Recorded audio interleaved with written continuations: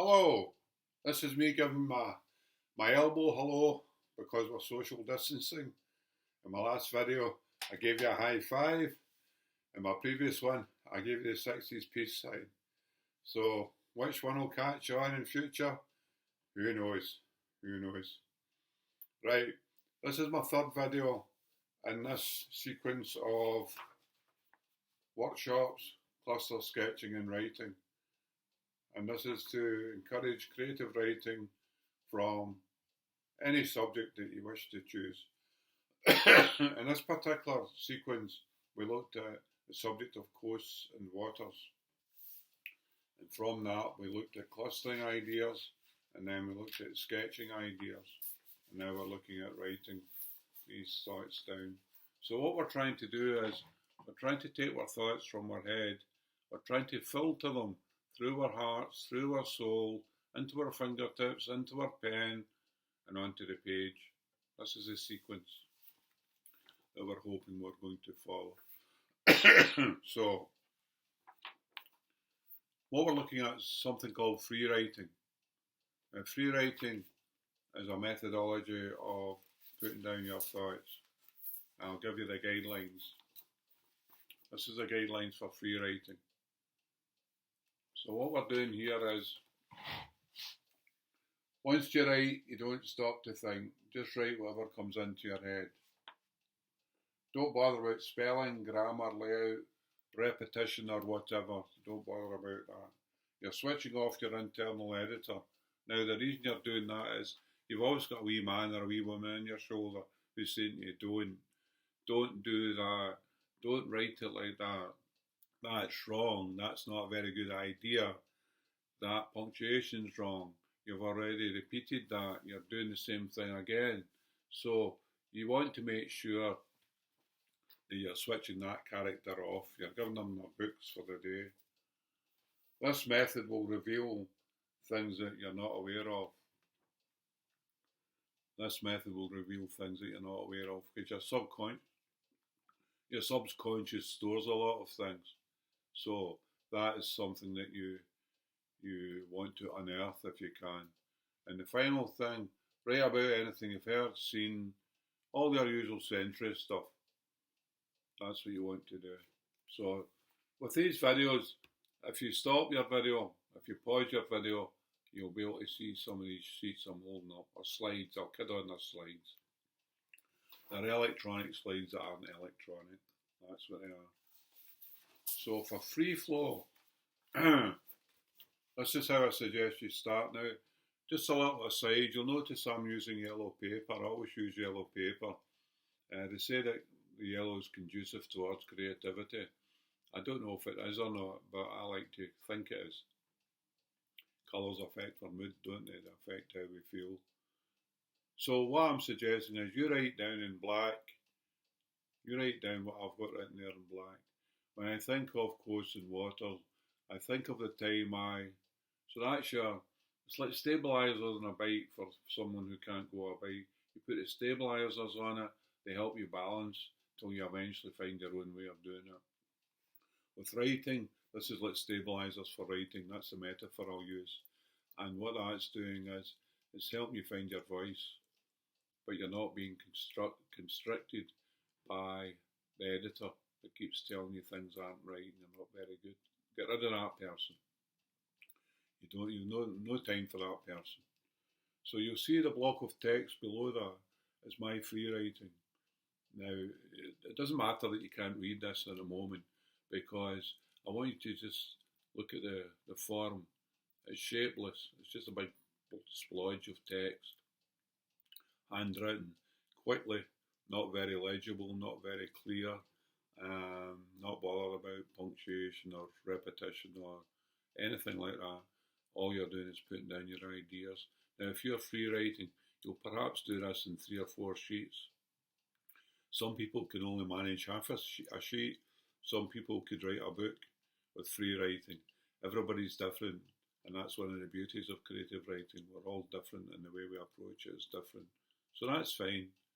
So that just gives you a feel for that. Now, what I'm going to do is read it out to you, if I can read my writing, because it is a bit of a mess. But just to give you a feel for how it sounds, how you might write something, free write something, how it sounds. Bear in mind the subject here was a walk beside the River Cart in Renfrew towards the River Clyde. Your subject will be whatever it is, and you'll do your own form of free writing. When I think of coasts and waters, I think of the time I used to go walks with Debbie and Craig, my children, who were young at the time, along the path beside the River Cart, starting at the Normandy Hotel. The path was narrow, so while we were enjoying the scenery and the fresh air, we had to look out for other walkers and any cyclists who were out for the day also. I've always been a bit deaf, a legacy from the shipyards, so the kids had to warn me of cyclists dingling bells. The path was overgrown at the sides with wild grass, bramble bushes, and the first place to notice on the right was Tannahill golf range, where golfers would hit 100 balls at a time to practice their swings. The balls they used were yellow, and they used to stamp them with the legend, stolen from Tannahill Grew. So any walkers who wanted a souvenir would remember where they got them from. So that was me starting my free write, and you would maybe do that in so many pages just to get your ideas down. You're going to have too much, but that's fine. You'll weed it out later on. You'll get rid of the stuff that you don't think works quite so well.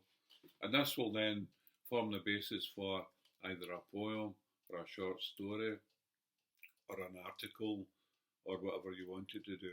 In future videos we'll look at the different forms of writing that you might choose. But that's that. So, free writing, points to consider. Just to recap. The points to consider with free writing are: don't constrict yourself with rules. Don't constrict yourself with all the stuff your English teacher taught you. Just do your thing. I had a student once in the college that I worked, and we went in the lift, and she pressed the button and just said to the lift, "Do your thing." And I thought it was excellent. This is what we should do in life.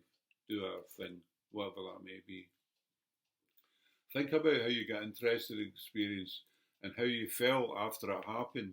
This is very important, how you felt, because emotion in, emotion out is the equation they have for creative writing, and you should be thinking about that. If you don't put any feeling into what you've written, it'll not work that well, to be honest. It'll end up like a report. However, this is what you're trying to achieve. So, that's basically it. That's free writing. Cluster, scratch and write. Free writing. Now, to culminate this project, I wrote a poem, and the poem is called A Renfrewshire Ramble. And in this poem, I'm translating some of the images that I've came across by doing the clustering and the sketching, and it's resulted in this poem. So I'll read this out to you so you get a feel for how my finished article turned out. Yours will be quite different, totally different. But that's all right, we're all different, we're all individuals. A Renfrewshire Ramble. Along the path beside the River Cart, I saunter down 50 years of memory, you keeping me company. We pass the remains of Tannahill golf range, their fairway overgrown with gnarled bushes, its mesh perimeter fence hanging like abandoned cobwebs. These days I can't hear the ting-ting-ting of approaching cyclists, warning me I'm in the way, though the periodic drone of jet engines still register overhead. A Dali-style metalhead sculpture topping a long abandoned navigation post watches us head towards the Clyde. In the Normandy's 10th green, a bevy of silver-haired ladies wearing purple jackets. These days I can't see the opposite bank clearly, where herons and cormorants do their thing, gliding and splish landing. I only know this because your young eyes can see clearly. Recognise the breeds. Then onwards to where the cart merges with the Clyde. My memory goes into overdrive, and I can see and hear the past, crystal clear. I point out to you the toes and the slipways on the opposite bank, still dipping into the river, where ocean-going liners lost their stocks, and a 17-year-old apprentice looking on at the Q4 with its mounds of drag chain rumbling and the rust clouds disturbing the seaside air. We turn at the small green lighthouse, retrace our steps, and come across an older couple who stoop as if looking for something among the debris washed up on the riverbank. When I inquire if they have lost something, the lady answers, "We've discovered an exotic plant we are trying to save." And when I ask her to show me, she points down to young, fresh blades of grass.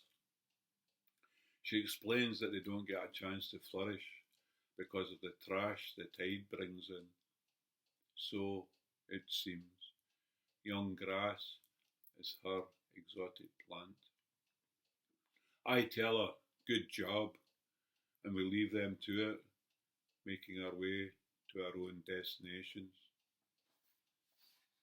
So that was about something we'd done before lockdown.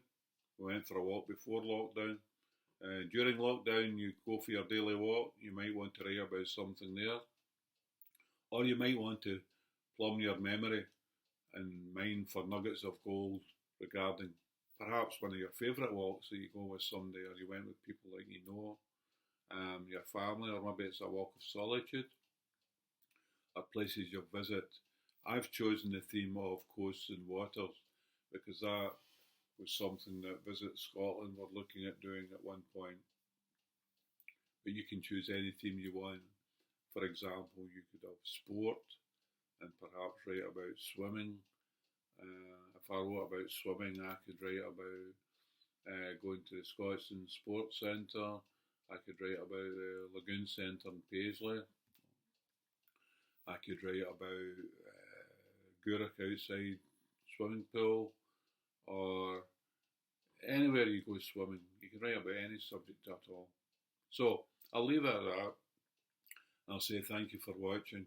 Now, if you're going to enjoy this, if you enjoy this video, then perhaps you'd want to subscribe to my YouTube channel, which is Brian Brew, BRIAN space BRU. And if you do that, you'll get notified of future videos. I'm looking at doing some more depending on how well this batch get received. So thanks for spending some time with me, and hopefully I'll be able to speak to you soon. Toodle pip. My name is Brian Whittingham. Bye bye.